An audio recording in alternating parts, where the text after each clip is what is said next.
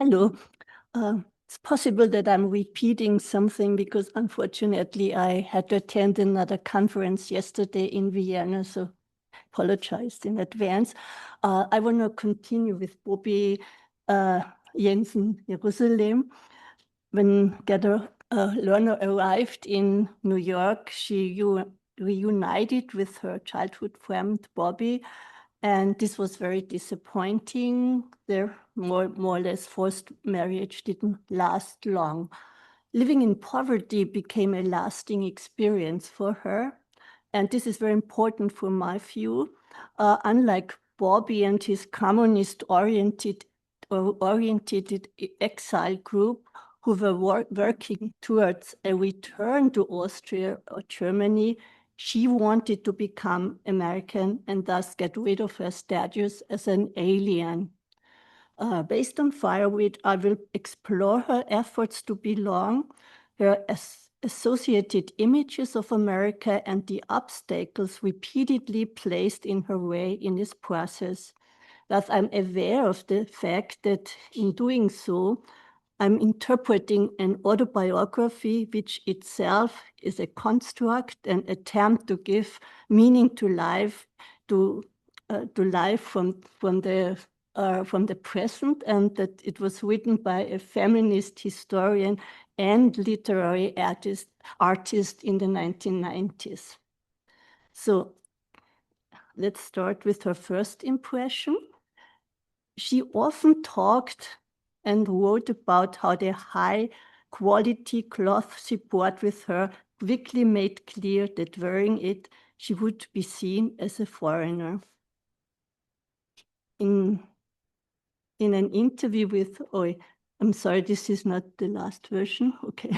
In an interview with Ali Schwarzer in Emma, it was I think in 2000 before the book arrived, she said, "So I arrived in America with a box. Inside was a down comfort, laughs, and a suitcase full of gorgeous, instructable Urim clothes that were a disaster in America.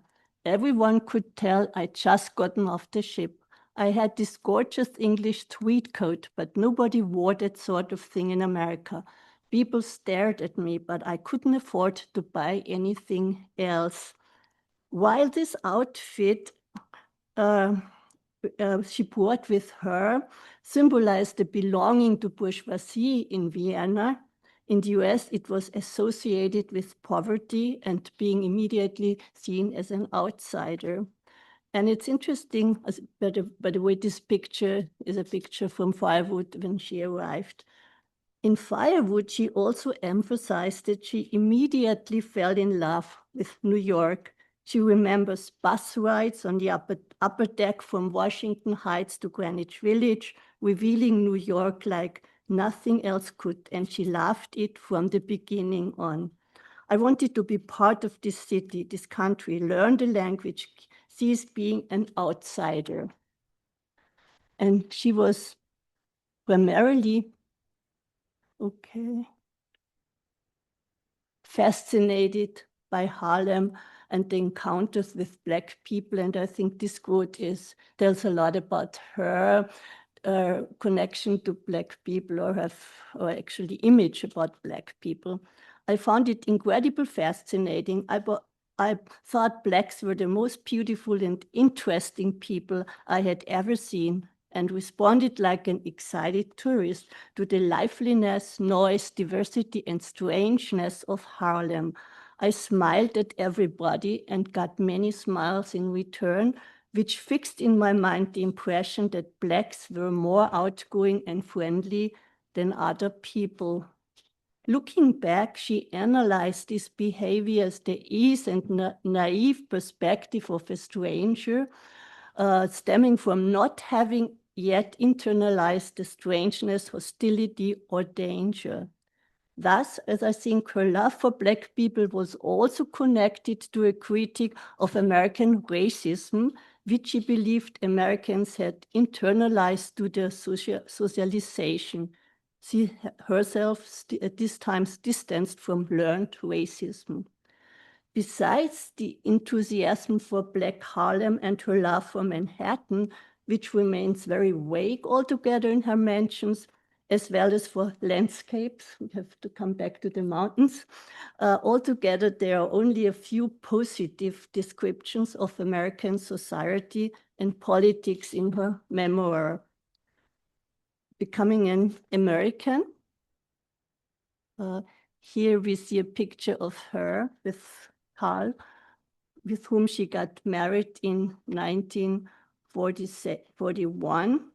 And in my view, and also with what she thinks, this marriage was important and very important step for her into a very important step into American society. It offered her the leap from Bobby's left-wing group of German and American immigrants, or as Karl put it, from a bunch of infantile sectarians, with whom he meant Bobby, into the true progressive America. And this is where she was supposed to find her new home for many years. Karl, who didn't speak any German himself, was also an important help in perfecting her English skills, and how important the language for her was, Albert also showed.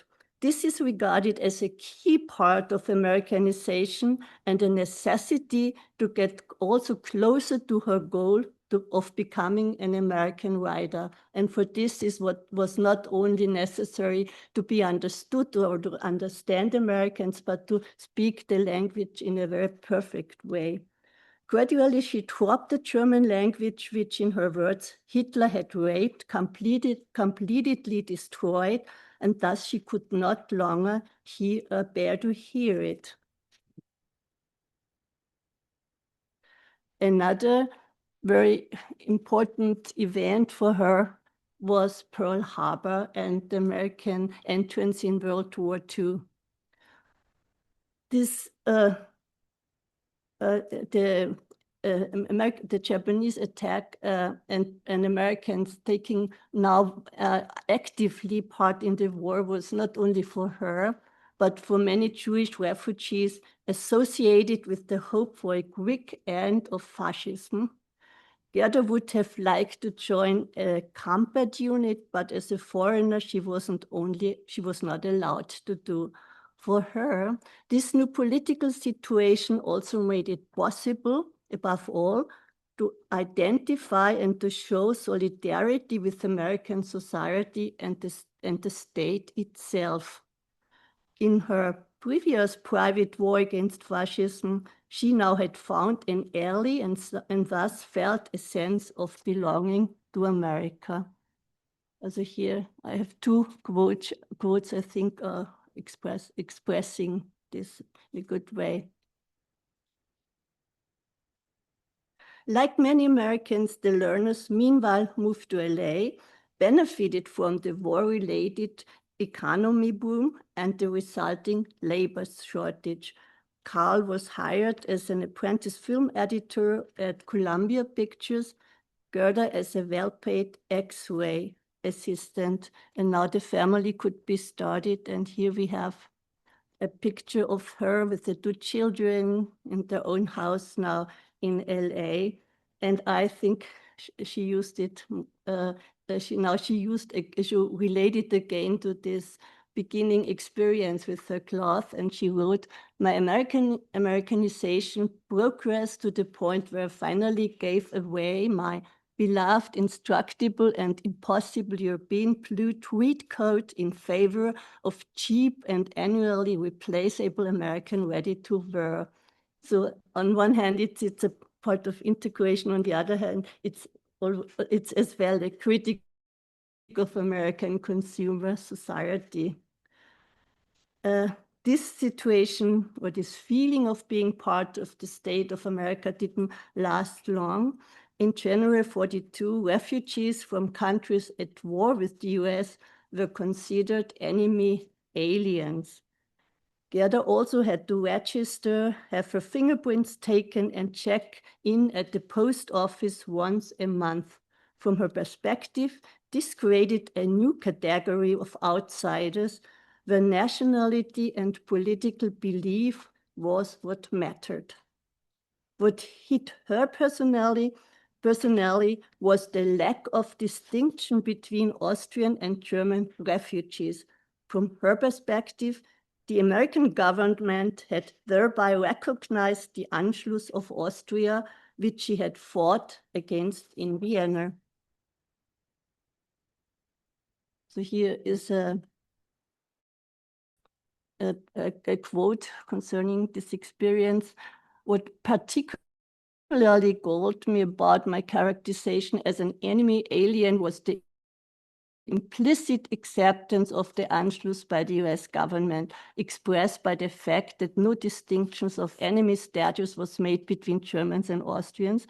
It stated my feelings whenever I registered at the local post office by insisting that, so she continued to protest even in this position without being an American citizen, but it hurt her, and I think what hurt her most is that she didn't identify as Jewish Austrian, but most of all as a political Jewish Austrian, and in concerning, or as a result of this American politics, she felt that she was put into a category she didn't also want to belong to. But I think it's also interesting that somehow she distanced from German refugees, and I think it was also not justified that German refugees were regarded as aliens or as enemies.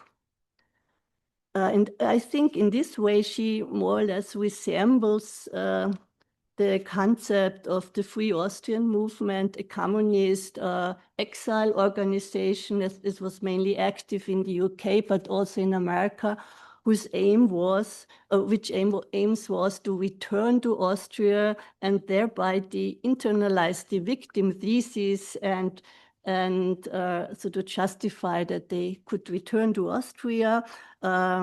They were fighting for a free Austria at a very early time, and despite they were victims of Austrians. So it's a complicated situation. What she was most afraid of being an alien, an enemy, was to be interned. This was she called it ultimate horror. And what she was also very shocked was the internment of the Japanese on the West Coast, seen as a purely racist policy. This also brought back images of the nationalist persecution of the Jews.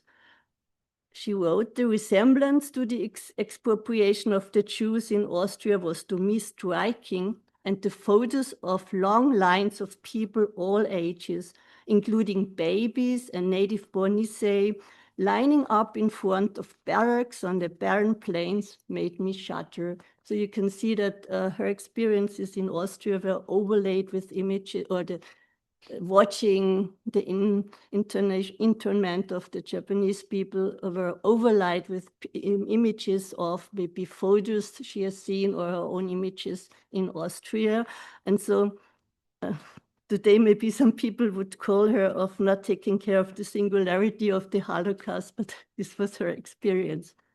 Now becoming an American citizen, Albert already talked about it, how important this was for her, especially because her identity was the identity of a political person, of a political persecuted, and how scared she was to be active before she obtained citizenship. You already used the quote I wanted to use, I just finished it.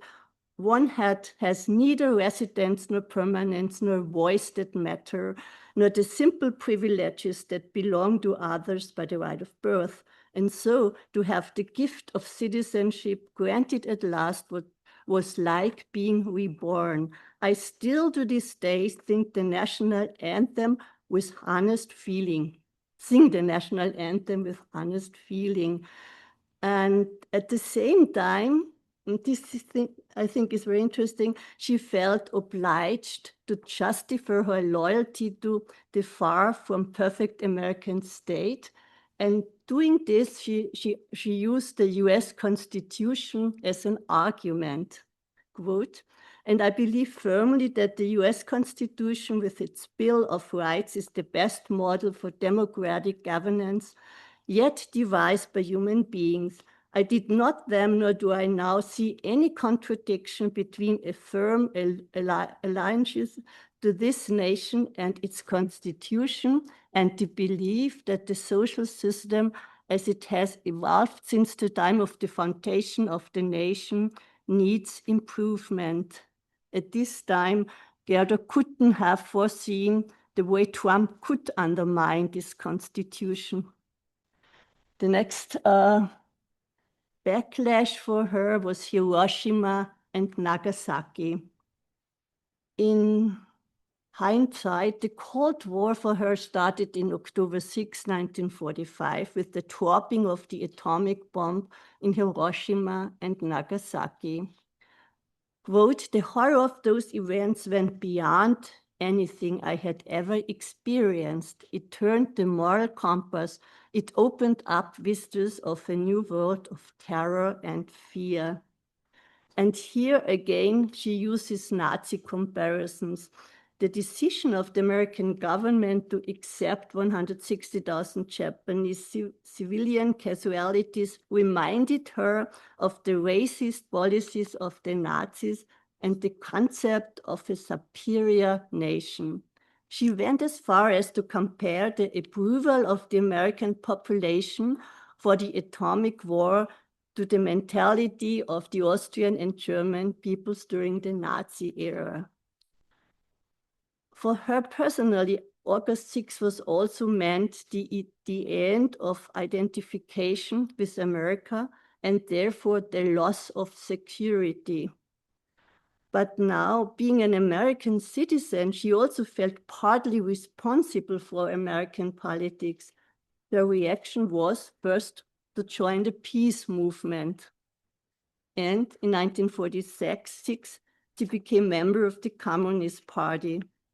As a member of the Communist Party-linked Congress of American Women, she participated in supermarket price boycotts and organizing childcare, which had worsened after the end of the war. She also described how working with Black women made her aware of the gap between Black and white women, a divide that appeared even within the liberal and leftist movement. And as I would like to interpret part of her being a communist, that communism was less an abstract political idea, but the most important ally in the fight against National Socialism in Europe, seen by many European Jews. And this also, we have also many Jews who returned to Austria after World War II, who still were members of the Communist Party until 1966. And in the US, she saw the Communist Party as a tool to improve the social situation in the States, as a tool for the struggle for a fairer, less racist society. She felt obliged to. In her own words, she put it, what was important to me were the issues close at hand, the struggle to unionize Southern California, the fight against racism, the resistance to nuclear weapons and war, the price of hamburger, the availability of decent houses, adequate low-cost childcare. These were my issues. I was proud to become part of a collectivity that I believed would make my country more just, more democratic. And I think this was important for her to feel part of America. But I think, as Albert already showed, it was much more complicated to deal with communism. A next really backlash was McCarthyism, the witch hunt against communists staged by Senator McCarthy. And this didn't also not leave the Lerners untouched. Beckal was blacklisted as a communist, couldn't find work in Hollywood. And here, again, She felt like being thrown back into the era of Nazi persecution in Vienna, and again compared American fascism with Austrian or German fascism. Once again, I found myself among the social pariahs. It was not dissimilar to the state of existence I had experienced in Vienna after the Anschluss. One lived in constant anxiety, as though under a suspended sword, waiting for the blade to fall. The Lerners moved from LA to New York because the persecution was carried out less strictly, and Gerda continued her political work. It was important for her to live in a mixed neighborhood in Queens, and one of her main concerns was fighting the flight of white people from ethnically mixed neighborhoods and the formation of ethnic ghettos. And I really like how vividly she described how real estate agency contributed to the homogenization through property speculation called blockbusting. Now my last chapter, Arrival, somehow. In New York, she also gradually began to break away from the Communist Party, which was not an easy and especially painful process for her. The new women's movement offered her an intellectual political home with many friendships with women of different generations. In addition, it was connected to her academic career, which she had to fight hard for in the male-dominated university. As an academic, being connected to the women's movement and the grassroots movement was always very important for her. And here I want to point out that her knowledge of women's history now served as a tool in the fight to improve the situation of women. So she found a new tool for her political engagement in the US. In the interview with in Emma, she said, "Within 20 years, we women have turned the whole profession upside down. We took it over," she said in this interview. And when she got older and was no more active in this field in her last years, she was very critical about the development of gender studies, or whatever we now call the originally women's history. And she was also worried about the Islam, sorry.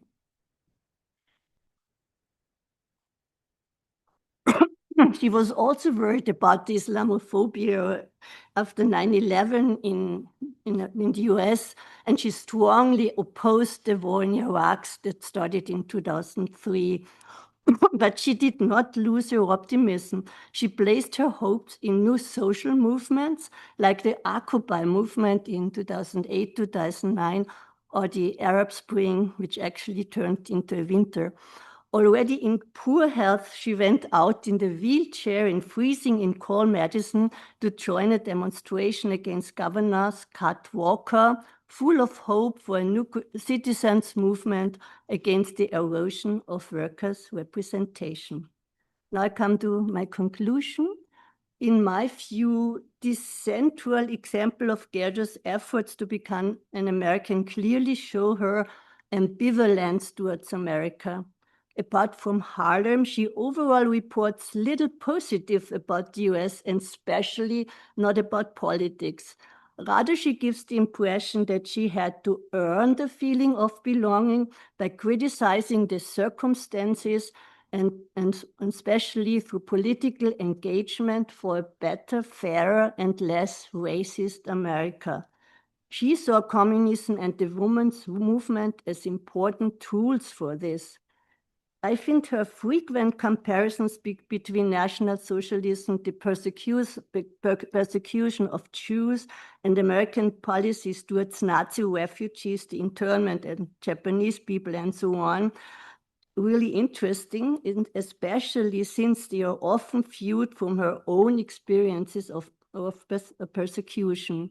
She never actually uses the term National Socialism, So instead of talks about fascism and anti-fascism, which obviously shaped her identity. It is also interesting in this context that she distanced herself from Jewish aid organization, claiming she was scared to contact them or supposedly did not know about them, which was hard to believe in New York, where they were all over.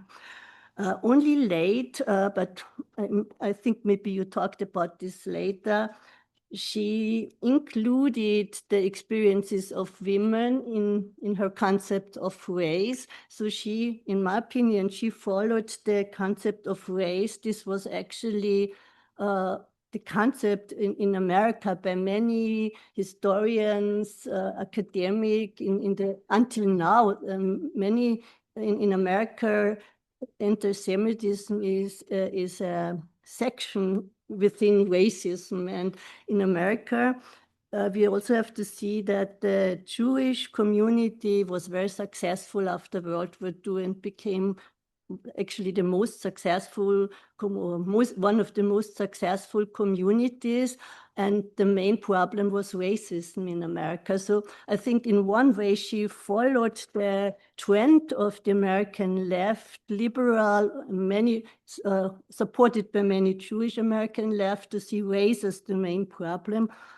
But on the other hand, I also think that for her, touching the problem of Jewish persecution, this was too close to her own experience. And as you showed at the beginning, it was very hard to touch this subject. And I think it was only possible for her to include Jewish history, Jewish persecution, anti-Semitism, after she could approach Austria in a more positive way and made friends in Austria she really could trust after they survived the test. Thank you.